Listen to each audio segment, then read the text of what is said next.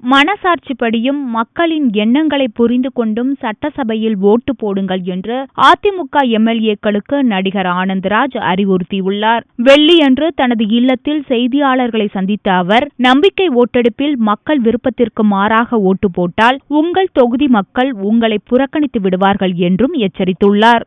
தயவு கூர்ந்து சட்டமன்ற உறுப்பினர்கள் எதற்கும் அஞ்சாமல் நாளை உங்களுடைய முதலில் நீங்கள் கேட்க வேண்டியது உங்கள் மனசாட்சியை, இரண்டாவது நீங்கள் கேட்க வேண்டியது உங்களுடைய குடும்பத்தை சார்ந்தவர்களை, மூன்றாவது நீங்கள் கேட்க வேண்டியது தமிழ்நாட்டு மக்களுடைய விருப்பத்தை.